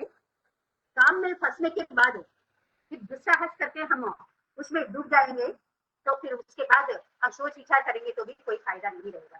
काम करने से पहले ही, काम बिगड़ने से पहले ही हमें सोचना चाहिए। काम करने के बाद जब वो बिगड़ जाएगा, हाथ से निकल जाएगा, तब कोई फायदा नहीं रहता है। फिर उसके बाद योजना के साथ काम करना है, ये हर एक के लिए चाहिए। एक्चुअली मैंने भी ज्यादा योजना नहीं बनाई है, तो मुझे भी इस भाषण में जो है थोड़ी योजना बनानी चाहिए थी, लेकिन व्यस्तता के कारण नहीं बना पाई है। फिर भी जो है जब जयशंकर जी ने भाई जयशंकर ने मुझसे बात की थी दोपहर को, तो तभी मैं थोड़े से पुस्तकों को मेरे सामने रख के इनको पढ़ते हुए थोड़ा नोट करके आई। पहले से थोड़ा सा सिस्टमैटिक होता था, ऐसे उसको डिविजन करके सामाजिक पक्ष में, सांस्कृतिक पक्ष में ऐसे डिविजन करके हम बता सकते हैं, लेकिन ये मंच पर जो है उसकी आवश्यकता नहीं, भाषण है, इसलिए जो भी है समय के अनुसार हम ऐसे कर सकते हैं। लेकिन ये जो है हर एक काम के पीछे एक योजना का समर्थन करते, योजना करके आगे उस काम करने के लिए बताते हैं। कितनी ही शक्ति का सहारा क्यों ना हो, किंतु बिना योजना और बिना निश्चित रूपरेखा बनाए जो इच्छित काम होता है, इच्छा के अनुसार हम चलते हैं, कार्य शुरू कर देते हैं, तो उसमें जो है हम विफल हो जाते हैं। तो इसलिए सफल होना है तो जिंदगी की राज है ये, जिंदगी में हम सफलता ही चाहते हैं। तो ये सफलता कैसे मिलती है, इसको जो है पहले योजना बनानी चाहिए। छोटा भी काम क्यों ना हो, फिर भी उसके लिए योजना बनाकर योजनाबद्ध से हमें काम करना चाहिए। बहुत बड़ा कौशल है उनकी। फिर उसके बाद हम जो है जो यहाँ नौकरी चुनना हो सकता है या कोई भी काम हम चुनना चाहते हैं, वो जो है हमारी रुचि के अनुसार चुनना चाहिए। वैसे माधवराव सप्रे ने एक निबंध लिखा है, योग्यता और व्यवसाय, शायद आप पढ़े होंगे, योग्यता और व्यवसाय, माधवराव सप्रे। उन्होंने उसमें यही बात कही है, जो योग्यता रखते हैं योग्यता के अनुसार व्यवसाय को चुनना चाहिए, जिसमें हम रुचि रखते हैं उसी व्यवसाय को चुनना चाहिए। तो ये बात जो है 2000 वर्ष पूर्व तिरुवल्लुवर ने हमारे सामने रखी है। तो ऐसे उन्होंने बताया है, स्वभाव के विरुद्ध किए गए अच्छे काम का भी परिणाम बुरा ही होता है। स्वभाव के विरुद्ध हमारे मन नहीं लगता है उसमें। अभी जो है हम एग्जाम्स में ज्यादातर देखते हैं, माता पिता जो है बच्चों को ऐसे विषय चुनने के लिए कहते हैं, तो उससे जो है बच्चे डरते हैं, उनका ज्ञान उसमें रुचि नहीं होती है, उनके स्वभाव के विरोध में होता है। तो फिर भी जो है माता पिता बाइफोर्स करवाते हैं, उसके कारण हम देख रहे हैं कितने सारे बच्चे जो है अपने जीवन गंवा रहे हैं, जिंदगी गंवा रहे हैं। तो ये बात जो है उसी समय तिरुवल्लुवर ने बताया है, जो रुचि है रुचि के अनुसार करना है। वास्तव में मुझे भी जो है जब मैं जब MA पढ़ने के लिए आई थी, मुझे भी साहित्य से बहुत डर था। मैं जानती ही नहीं थी, इतना साहित्य क्या होता है भी मालूम नहीं था मुझे। लेकिन मेरे पापा ने मुझे दाखिला दिलाई MA में, तिरुपति वेंकटेश्वर यूनिवर्सिटी में ले जाकर। लेकिन मेरी पापा की जो कोशिश है, उनकी बात को तो मुझे माननी चाहिए। ऐसे डरी भी नहीं है, लेकिन कोशिश की थी। फिर 2 साल पढ़कर आज आपके सामने इस प्रकार में प्रस्तुत हो पा रही हूँ। तो ये जो है मुझे रुचि ना होने के बावजूद भी कभी कभी जो है अपने बड़ों की जो रुचि होती है, उनकी जो आशाएं होती है, आशाओं के अनुसार भी हमें व्यवहार करना पड़ता है। तो फिर इसमें जो है ये सबके लिए, बड़ों के लिए और छोटों के लिए भी यहाँ बराबर उपदेश दे रहे हैं, संदेश दे रहे हैं कि ऐसे रुचि और स्वभाव के अनुसार विषय को चुनना चाहिए, कार्य को चुनना है। फिर उसी प्रकार पहले ही उन्होंने कार्य करने की योजना के साथ करने के लिए बताया है।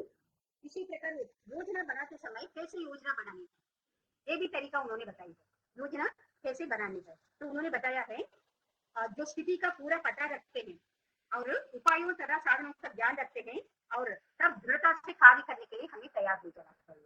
मैंने इसमें उन्होंने 3 बात बताई है। कार्य को हम योजना बनाने से पहले उस कार्य के बारे में पूरी तरह से जानकारी रखनी चाहिए। पूरी जानकारी के बाद उपायों को ढूंढना चाहिए, कैसे करना है ये उपाय ढूंढना है। फिर उसके बाद उसके लिए जो साधन होते हैं, किस प्रकार से उसको हम कर सकते हैं, इनका तरीका है, उसके अनुसार हमें आगे बढ़ना चाहिए, उस कार्य को करना। ये भी एक जो है बहुत बड़ा जीवन कौशल के रूप में आज के समय में हम। फिर उसके बाद और 2-3 विषय बताकर मैं खत्म कर दूंगी। फिर उसके बाद सही साधनों का सही समय पर उपयोग करना। हमारे पास सब कुछ है, कैंची भी है, ऐसे इसके संबंध में रहीम ने भी कहा था, जो काम सुई से होता है वो तलवार से नहीं होगा, है ना। वैसे ही वही बात यहाँ तिरुवल्लुवर ने भी कही। जैसे उपयुक्त साधन से और उपयुक्त सुअवसर पर कुशलता से कार्य करने का जो व्यक्ति अभ्यासी होता है, उसके लिए संसार में कोई कार्य कठिन नहीं होता। जो है सही जो उपयुक्त साधनों से जो उपयोग में सही साधन होते हैं, उन साधनों का सही समय पर सही रूप से सही ढंग से उपयोग करता है और उपयोग करते समय कुशलता के साथ उपयोग करता है। उसमें भी कौशल चाहिए। अब इतनी पूरी बातें जो है कौशल पर ही चल रही है, तो यहाँ उन्होंने ऐसे कौशल को बताइए उपयुक्त समय पर उपयुक्त रूप से उसका प्रयोग होता है, तो उस व्यक्ति के लिए जो है जिंदगी में कभी भी असफलता नहीं मिलेगी। तो ये उनके सबसे बड़ा संदेश है। फिर विश्व में हम ऐसे सफल होना चाहते हैं या विश्व विजेता, हम सभी विश्व विजेता नहीं बन सकते हैं, या तो अमेरिका बनेगा या तो चीना या नहीं तो रशिया। हमारे लिए विश्व विजेता का भाव जो है दूसरे रूप में हम ले सकते हैं कि नई नई जो है एडवेंचर्स करके या नहीं तो नई नई विषयों का आविष्कार करके हम विश्व विजेता बन सकते हैं, या नहीं तो खेलों में हम हॉकी वगैरह क्रिकेट वगैरह इसमें विश्व विजेता बन सकते हैं। ऐसे उसके लिए भी उन्होंने ऐसे एक संदेश दिया है, एक उपाय दिया है। जिनको विश्व विजय की अभिलाषा है वे शांत और उद्वेग रहित रहकर उपयुक्त अवसर की प्रतीक्षा करें। वैसे क्रिकेट में जो है क्रिकेट खेलते समय आप सब जानते हैं, तो सही अवसर शिक्षक का मानना है और अंतिम समय में ही हमको ज्यादा जोश आती है। पहले जो है खेलते समय जो है धीरे धीरे से करते हैं, कभी कभी जो है छोड़ भी देते हैं बाल को, लेकिन जब अंतिम जो 5 ये आते हैं उस समय जाकर लोगों में जो है वो जोश आती है। तो इसलिए ये भी बता रहे कि ऐसे विश्व विजेता बनना चाहते हो पहले कैसे करना है, शांत रहना है, शांत मन से, शांत भावना से, शांत विचारों से रहना है और उद्वेग रहित रहना है। उद्वेग नहीं रहना चाहिए, विचलित नहीं होना चाहिए, डर नहीं होना चाहिए, शंका नहीं होना चाहिए, कुछ भी नहीं है। ऐसे मन को इतना स्थिर करके उपयुक्त अवसर पर सही समय पर उसकी सही समय की प्रतीक्षा करते हुए मौका आते ही उसका उपयोग करना है। ये कहीं किसी भी क्षेत्र में हो सकता है, जिंदगी में किसी भी क्षेत्र में हम इसको ले सकते हैं। ऐसा करने पर ही हम जो है विश्व विजेता के रूप में जीत हासिल कर सकते हैं, या नहीं तो जिंदगी में हम बहुत कुछ हो सकते हैं। उसके बाद कार्य चयन भी कैसे करना चाहिए, कार्यों का करते सिलेक्शन किस प्रकार का कार्य हमें करना है, क्योंकि एक का अपनी अपनी क्षमता होती है, उसके बारे में भी बताया है। आरंभ से पहले हर काम के अच्छे और बुरे परिणामों को जान लेना चाहिए। काम करने से पहले उसका परिणाम क्या होता है और परिणाम के बाद हमारी जिंदगी क्या होती है, कौन सा मोड़ लेगी, ये भी हमें देखना चाहिए। आरंभ से पहले हर काम के अच्छे और बुरे परिणामों को जान लेना चाहिए और अंततः उनमें से कल्याण मार्ग दिखाने वाले कल्याणप्रद जो होते हैं उन्हीं को चुनना चाहिए। उससे नुकसान होने वाला है तो हमें उस काम को छोड़ देना चाहिए। और वैसे ये जो है विवेकी लोगों का एक लक्षण होता है, विवेक रखने वाले लोगों का एक लक्षण होता है। फिर उसके बाद उन्होंने और एक सबसे बड़ी स्टूडेंट्स के लिए एक बहुत अच्छा तो ये है, आलस्य को छोड़ना है। आलसी नहीं होना चाहिए, आलसी हो जाएंगे तो हम कहीं भी कार्य नहीं हो सकते हैं। फिर एक बात भी है, असंभव है सोचकर किसी भी काम को नहीं छोड़ना चाहिए कि हमसे नहीं होगा, हम इसके लायक नहीं है, ऐसे कमजोर मानसिकता से हमें नहीं रहना चाहिए। इस दुनिया में nothing is impossible, everything is possible, ऐसे सोचकर एक पॉजिटिव थिंकिंग से, सकारात्मक सोच से हमें आगे बढ़ना चाहिए। तो इस प्रकार जो है उन्होंने कई विषयों पर अपने विचार व्यक्त किए हैं। इसके साथ साथ उन्होंने जो है एक गार्हस्थ जीवन पर भी, पति पत्नी के संबंधों पर भी और पति पत्नी संतान के संबंध, इन पर भी उन्होंने मैंने विचार किया है। कैसे जीना है, साथ संबंध कैसे जोड़ना है, परिवार में संबंध कैसे होने चाहिए, ये भी बताया है। फिर उसके बाद कामत्पाल में उन्होंने काम से संबंध, प्रेम है, प्रेम के संबंध में भी जैसे हमारे घनानंद वगैरह इन्होंने वर्णन किया था, वैसे जो है सुबह से रात तक, सांझ से भोर तक, भोर से सांझ तक देख निहारते निहारते जो है आंख में जो है ये पड़ गए, ओले पड़ ये पड़ गए, मैंने जो है एक जैसा हो गया है, लाल हो गए ना आंखें। वैसे पंथ को निहारते निहारते जैसे नायिका थक जाती है, वैसे ही इस प्रकार के वर्णन भी उन्होंने कामत्पाल में किया है। वैसे हमारे कबीर के जैसे गहरा वर्णन भी आता है उसमें, और प्रेमी और प्रेमिका के बीच में गहरा वर्णन, और बिहारी के जैसे भी एक दूसरे के जो कटाक्ष, नायक का कटाक्ष, वैसे जो वहां पे वर्णन किया है, इस प्रकार के भी भाव जो है तिरुवल्लुवर ने अपने कामत्पाल में वर्णन किया है। तो लगभग जो है इस पर ऐसा लगता है कि चंद लोग ये बताते हैं कि कामत्पाल के संदर्भ में कांस्यायन के कामसूत्र का प्रभाव नहीं पड़ता है, जैसे कुछ लोगों का मान्यता है। लेकिन ये जो है तिरुवल्लुवर का समय 1st सेंचुरी रहा, लेकिन कांस्यायन का समय जो है 3वीं शताब्दी रहा है। गुप्त काल में गुप्त काल उनका समय रहा था। इसलिए जो है ये जो उन्होंने बताया है, ये जो है किसी के प्रभाव से नहीं है, ये स्वयं अपने ही अनुभवों से उन्होंने जीवन में जो उनका प्रेम का भी जो स्थान होता है, उस स्थान को निरूपित करने का प्रयास किया है। तो इस प्रकार से जो है व्यक्ति इन सभी को जानकर आगे बढ़ेगा, जिंदगी में संयमन से सत्य का पालन करते हुए निष्ठा के साथ जीवन बिताएगा और उपाय करते हुए और साधनों का सही उपयोग करते हुए आगे बढ़ेगा, और जिंदगी में खुशियां भी लेता लेता रहेगा, वो जो है अंत में जो है मोक्ष का अपने आप योग्य हो जाता है। मोक्ष के लिए हमें अलग से सन्यासी लेकर तपस्या करने की जरूरत नहीं है। हमारी जिंदगी ही एक तपस्या, इस तपस्या में जो है हम सही सही रास्ते में जाएंगे तो ये जिंदगी में जो है अपने आत्मा मुक्त हो जाएगी। जैसे हंस का है कभी में, ऐसे आत्मा हंस के रूप में हो जाएगी, फिर मुक्ति अपने आप मिल जाएगी। ये जो है इनका एक थीरी जो है दर्शन फिलॉसफी है, द्रविड़ संस्कृति का एक दर्शन है फिलॉसफी। ये उत्तर भारत की दर्शन और संस्कृति से बिल्कुल अलग। तो ये जो शायद मैंने आप लोगों को इसके लिए न्याय कर पाई हूँ, मैं सोचती हूँ। अगर कुछ न्याय नहीं कर पाई तो माफी मांगती हूँ। तो ये जो मौका मुझे दिया है और इतनी पेशेंस से आप सबने सरलता के साथ तिरुवल्लुवर ने जो बताया था, ऐसे हर बात का ज्ञान आप जांचते हुए सुन रहे हैं।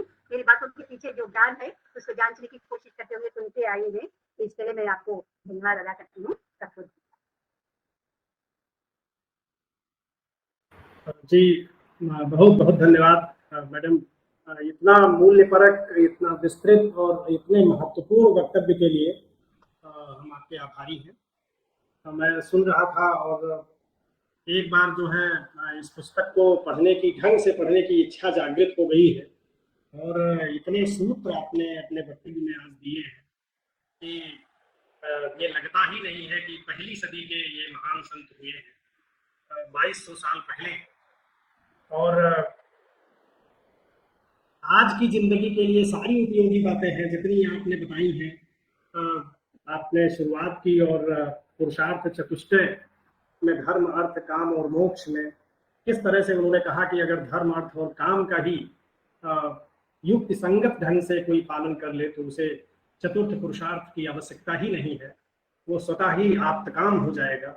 सत्य, न्याय, सहनशीलता, लोभ का त्याग, पर निंदा न करना, पाप न करना, समाज के प्रति हमारा जो कर्तव्य है, और खुद भी जीना, दूसरों को भी जीने देना, बांट कर खाना, सदाचार, दया, मांस भक्षण का निषेध, निष्कपट जीवन।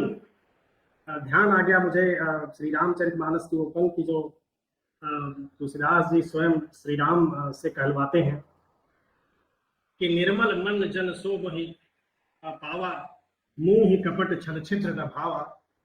तो ये जो निर्मल मन की बात आपने की और उस पर आपने जोर दिया, इसके अलावा किसी का अनिष्ट ना करना, जीवन की ये जो क्षणभंगुरता है उसको समझना। मैं एक एक बात बहुत ध्यान से जो है सुन रहा था, हमारे सभी प्रतिभागी, और बाद में जब आपने सूत्रबद्ध किया है इसे कि किस तरह से हमें निष्कपट होकर कार्य करना है, मृदु भाषण और विनयशीलता की बात आपने की, ये जीवन के इतने अनमोल आचरण की चीजें हैं, सदाचार की चीजें हैं कि अगर इसको उतार लिया जाए तो ये जीवन धन्य हो सकता है। वैसे तो ये हाड़ मांस का शरीर है, लेकिन ये उच्चतर मूल्यों को अगर हम उतार सकें तो सचमुच हम मनुष्य कहलाने के अधिकारी हो जाएंगे। कृतज्ञता की बात की है आपने आज संत तिरुवल्लुवर की शिक्षाओं को, उनके द्वारा व्यक्त किए गए जीवन कौशल को बताते हुए आपने कहा कि न्यायशीलता हमारे जीवन में कितनी महत्वपूर्ण है। इंद्रियों का नियंत्रण, जैसे कछुआ अपने अंगों को समेट लेता है, उसी तरह से अपने इंद्रियों को नियंत्रित करना है कछुआ से। और कुछ आपने लोक जो कथाएं हैं, चाहे वो शेर और खरगोश की बात हो या कछुआ और खरगोश की जो दौड़ वाली कहानी है जो प्रचलित रही है, उससे भी आपने बताया। समान वितरण की बात, शिक्षा की बात, किसी और प्रश्नवाचकता पर आपने आज एक बड़ी बात कही है। मैं समझता हूँ कि हमारे जो प्रतिभागी साथी हैं वो अभी कुछ सवाल जरूर पूछेंगे। तो आपने कहा कि प्रश्न पूछना बहुत जरूरी है, भली बातों को सुनना, उसे मनन करना, परिवर्तनशीलता, समय के साथ बदलने की बात है कि अगर हम बदलते हुए समय के साथ जरूरतों के मुताबिक अगर परिवर्तन नहीं लाते हैं तो हम किस तरह से निष्प्रयोज्य हो जाएंगे। किसी कार्य के पहले ठीक से सोच करके करना, प्लानिंग के साथ करना, योजनाबद्ध ढंग से, और रुचि और योग्यता के अनुसार कार्य करना। आज इसमें तमाम विद्यार्थी भी जुड़े हुए हैं, वैसे तो उनके लिए भी आपने अलग से बताया है किस तरह से वो अपनी रुचि और योग्यता के अनुसार कार्य करें, जो कल्याणकारी कार्य है, श्रेयस्कर कार्य है। निरालस्य जो है की बात आपने की कि आलस्य जो है बहुत समीपवर्ती सूत्र है हमारा, गार्हस्थ जीवन कैसे जिए। और संत तिरुवल्लुवर की शिक्षाओं में आपने प्रेम का जो स्वरूप है जो उन्होंने बताया है उसका भी आपने बखूबी वर्णन किया।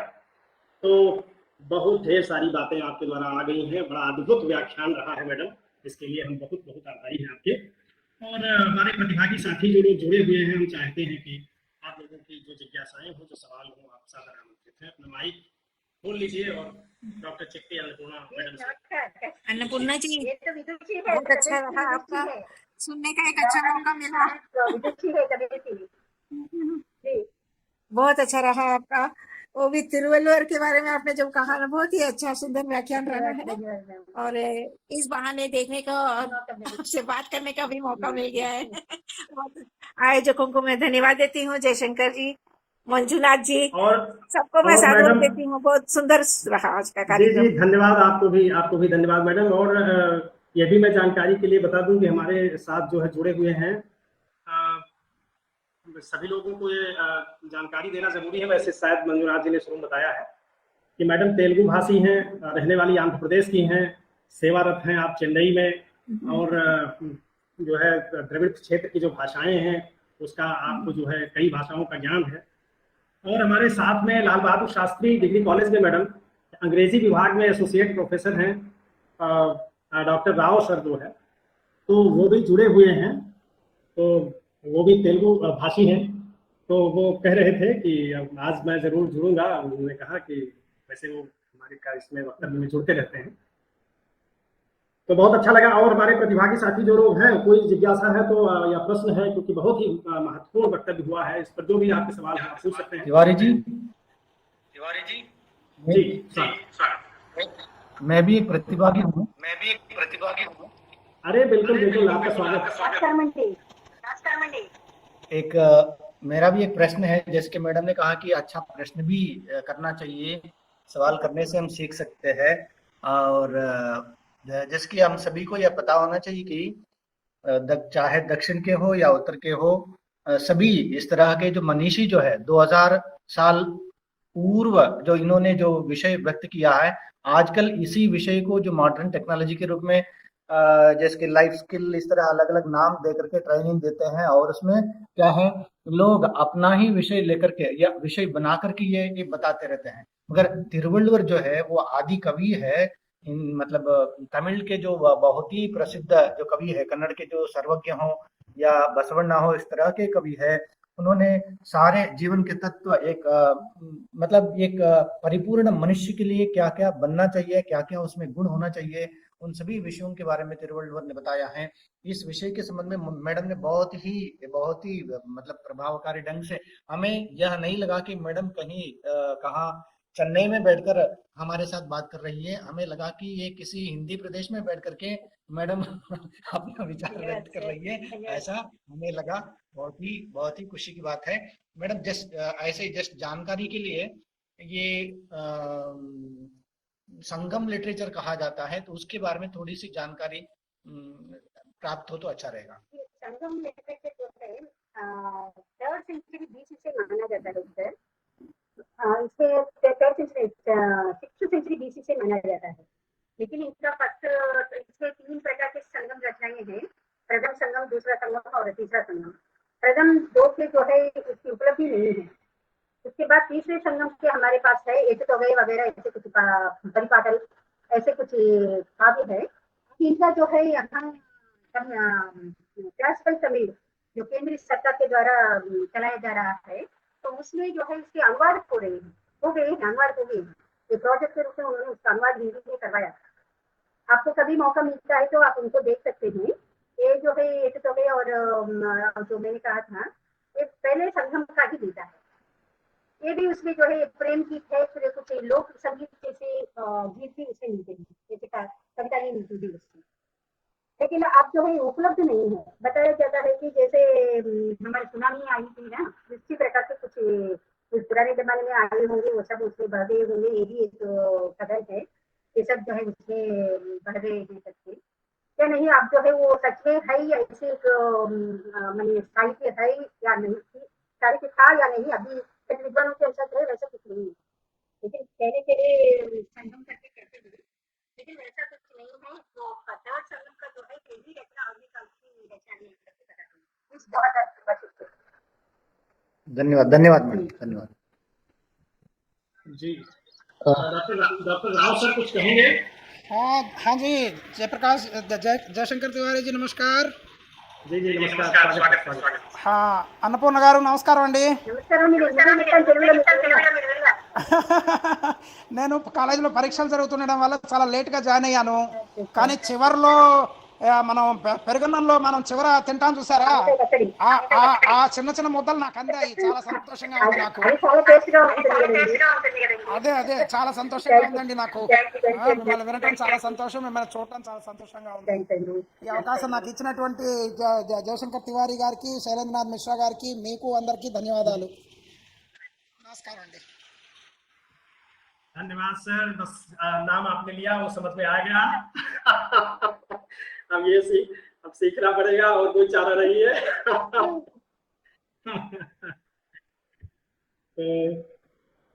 और कोई प्रतिभागी साथी कोई प्रश्न अगर है तो आप पूछ सकते हैं।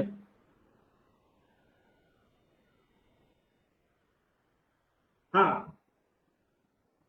पूछिए, अगर कोई सवाल है किसी का।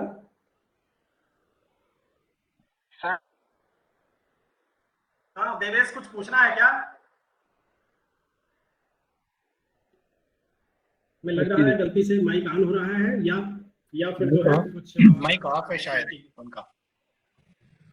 अगर पूछना है तो अपना माइक ऑन करके पूछ सकते हैं।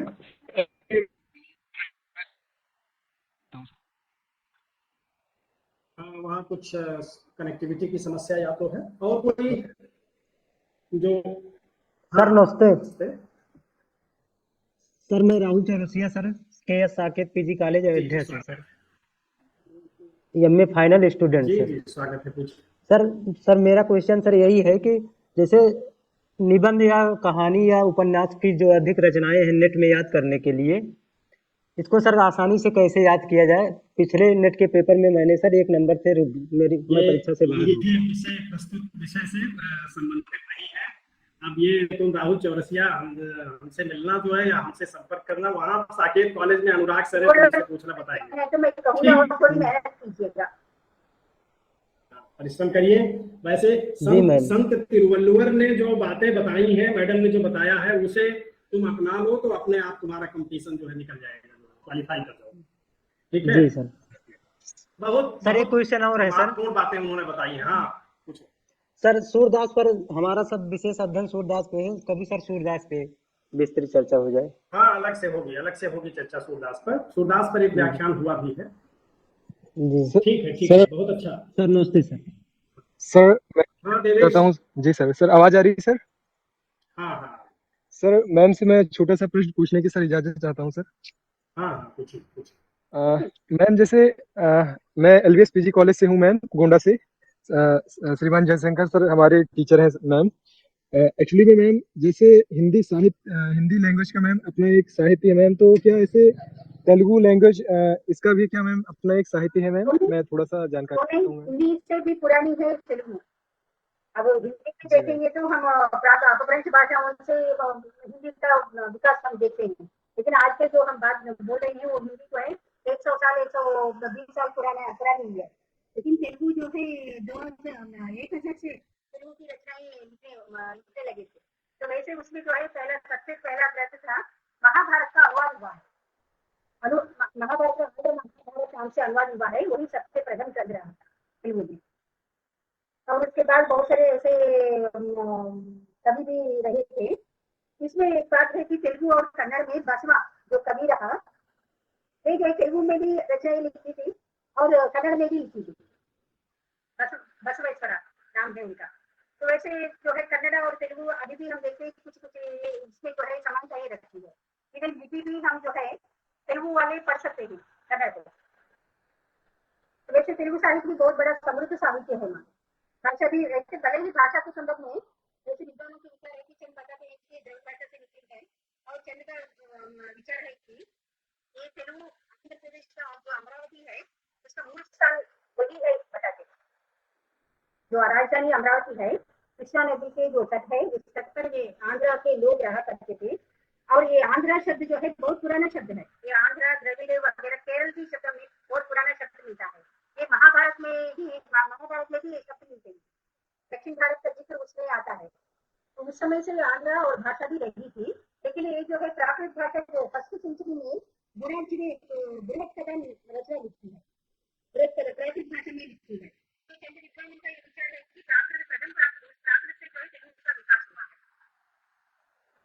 प्रथम छठी में वो रचना लिखी गई थी। तो इस प्रकार देखेंगे तो उस समय से ही तेलुगु भाषा का विकास हुआ है। लेकिन जो है प्रधान रूप से तमिल से इसका विकास हुआ है करके बोलते हैं। मेरे अनुसार क्या है कि तमिलनाडु के जो बॉर्डर एरियाज है, जो रायलसीमा कहा जाता है, वो रायलसीमा तक उस समय में तमिलनाडु माने अब का तमिलनाडु नहीं है, पुराने जमाने का तमिलनाडु, तमिल प्रदेश वहां तक व्याप्त था। तो इसलिए उसके आसपास के प्रदेशों में जो है तेलुगु और तमिल मिश्रित भाषा एक अब देखते हैं। लेकिन अब जो है धीरे धीरे जो है पूरे आंध्र प्रदेश में भी तमिल के शब्द जो क्रिया शब्द होते हैं या कुछ नाउन फॉर्म्स होते हैं वैसे ही आ गए, कुछ थोड़े से परिवर्तन से। तो इसको लेकर जो है ये कई विद्वान तमिल से तेलुगु का विकास हुआ है मानते हैं। ऐसे तमिल से मलयालम का विकास मानते हैं, तमिल से कन्नड़ा का विकास मानते हैं, तो वैसे ही तेलुगु का भी विकास मानते हैं। तो विभिन्न विचार है इसमें मतलब क्लियर जी हुआ आपका? जी जी, धन्यवाद धन्यवाद। और कोई प्रश्न है? अगर कोई प्रश्न है तो लेंगे, अन्यथा आगे बढ़ेंगे। और समय अधिक हो गया है, मैं आगे बढ़ रहा हूँ। मेरा ख्याल है कोई सवाल अगर है तो आप पूछ सकते हैं, अंतिम सवाल ले लेंगे। सर एक क्वेश्चन और है सर। हाँ पूछो। मैम क्या वहाँ पे मैम हिंदी लैंग्वेज को भी मैम पढ़ाया जाता है मैम? मैं लिंग्विस्टिक पढ़ाती हूँ, हिंदी साहित्य का इतिहास, हिंदी भाषा का इतिहास, उनकी पढ़ाई होती है, रिसर्च भी होता है यहाँ। इस सब्जेक्ट को पढ़ाने के साथ मुझे इतना ज्ञान मिला है। ये तो कॉमन सेंस की बात है देवेश, जब वो हिंदी विभाग की आचार्य है मद्रास विश्वविद्यालय में, तो कैसा सवाल पूछ रहे तो और ठीक है, तो आगे बढ़ेंगे। और पॉम्पे कॉलेज एकला मंगलुरु कर्नाटक के हिंदी विभागाध्यक्ष और हमारे मित्र डॉक्टर एस ए मंजुनाथ जी, तो हम आवाज मेरी सुन रहे हैं डॉक्टर एस ए मंजुनाथ जी? हाँ हाँ हाँ हाँ जी। धन्यवाद ज्ञापन हेतु हम आपको आमंत्रित करते हैं कि आज की मुख्य वक्ता डॉक्टर चिट्टी अन्नपूर्णा मैडम और समस्त प्रतिभागी साथियों समस्त के प्रति आप धन्यवाद ज्ञापन करके कार्यक्रम की संपन्नता की ओर ले चले। धन्यवाद तिवारी जी, धन्यवाद है तो मुझे अवसर देने के लिए। मित्रों, आप सभी जानते हैं यह गंगा कावेरी व्याख्यान माला श्री लाल बहादुर शास्त्री महाविद्यालय गोंडा उत्तर प्रदेश, पॉम्पे कॉलेज एकला मंगलुरु कर्नाटक, इन दोनों के संयुक्त तत्वावधान में यह गतिमान है। आज का यह 28वां जो व्याख्यान है, इस व्याख्यान में हमारे साथ व्याख्यान जो देने के लिए हमारे साथ जुड़ी हुई है, अभी व्याख्यान संपन्न हुआ है। अन्नपूर्णा मैडम ने संत तिरुवल्लुवर तिरुकुरल में जीवन शैली या दर्शन जो होता है उस विषय के संबंध में बहुत ही महत्वपूर्ण जो विचार हमारे सामने इन्होंने प्रस्तुत किया है। क्योंकि यहाँ सिर्फ जीवन दर्शन जो भाषण का विषय नहीं है, हमें इसको अपने जीवन में हम सभी को जो भी हो, जो अच्छा व्यक्ति बनना चाहता है, समाज में एक क्या है जो नामी व्यक्ति के रूप में अपने आप को प्रतिष्ठापित करना चाहता है, उन सभी को इनके जो तत्व जो होते हैं उनको पढ़ करके या सुन करके यहाँ इस कान से सुन करके यहाँ से छोड़ करके उसे उस तरह की बातें नहीं है, अपने जीवन में इसका अनुसरण करना चाहिए, इसको फॉलो करना चाहिए। तब हम क्या है एक समाज में एक सफल व्यक्ति बन सकते हैं, किसी भी क्षेत्र में हो, किसी भी क्षेत्र में, जैसे कि हम शिक्षा के क्षेत्र में रहते हैं या और किसी भी क्षेत्र में रहते हैं, हमें एक सफल आदमी बनने के लिए इन सभी तत्वों को हमें अपने जीवन में अनुसरण करना चाहिए। अनुसरण करेंगे तो उसकी हमें सफलता भी मिल सकती है। इस तरह के महत्वपूर्ण विषयों को अन्नपूर्णा मैडम ने हमारे सामने प्रस्तुत किया है, जिसके तिरुवल्लुवर जो तमिल के जो बहुत बड़े संत साहित्यकार हैं, इस संत साहित्यकार के विचारों को इन्होंने हमारे सामने प्रस्तुत किया है और बहुत ही महत्वपूर्ण विषयों को इन्होंने हमारे सामने प्रस्तुत किया। क्योंकि इस तरह के व्याख्यान दक्षिण से लेकर के उत्तर और पूर्व से लेकर के पश्चिम, इस तरह के सभी लोगों को इस व्याख्यान में हम जोड़ते रहते हैं। आज दक्षिण से हमारे साथ मद्रास में मद्रास विश्वविद्यालय के विभागाध्यक्ष और आचार्य डॉक्टर चिट्टी अन्नपूर्णा मैडम हमारे साथ जुड़ी हुई है और अत्यंत महत्वपूर्ण व्याख्यान आपका रहा। मैडम, आपका मैं हृदय से आभार प्रकट करता हूं, बहुत बहुत धन्यवाद देता हूं आयुक्त की ओर से और जितने भी साथी जुड़े हुए हैं इन सभी की ओर से मैं आपको हृदय से आभार व्यक्त करता हूं। बहुत बहुत धन्यवाद मैडम। और इसके साथ हमारे इस व्याख्यान में बहुत से जो अध्यापक बंधु, शोधार्थी मित्र और जो भी जो हिंदी के जो अभिमानी जो जुड़ते रहते हैं, जुड़ करके हमारे इस कार्यक्रम में अपना प्रोत्साहन देते रहते हैं, इन सभी को मैं अपने आयोजकों की ओर से बहुत बहुत धन्यवाद देता हूँ। सभी को धन्यवाद। और इसके साथ हमारे कॉलेज के जो प्राचार्य और SLBS कॉलेज के प्राचार्य और वहाँ के हिंदी विभागाध्यक्ष और खास करके हमारे मित्र जयशंकर तिवारी, हम दोनों मिलकर के इस कार्यक्रम का संचालन करते रहते हैं। और इसमें भी विशेष करके जयशंकर तिवारी जी और उनके परिवार के सभी मित्र इसमें जो सक्रिय रूप से लगे रहते हैं, उसके बिना हमारा कार्यक्रम संपन्न नहीं होता है।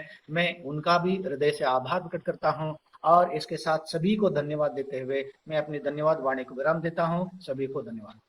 नमस्कार सर। जी, धन्यवाद ज्ञापन हेतु आपको भी बहुत बहुत धन्यवाद। तो आज का ये ऐतिहासिक व्याख्यान रहा है। मैं प्रणाम करता हूँ मैडम आपको और सभी प्रतिभागी साथियों के प्रति आभार व्यक्त करते हुए आज के इस वक्तव्य के समापन की, आज के व्याख्यान के की संपन्नता की घोषणा करता हूँ। सभी के प्रति बहुत बहुत आभार।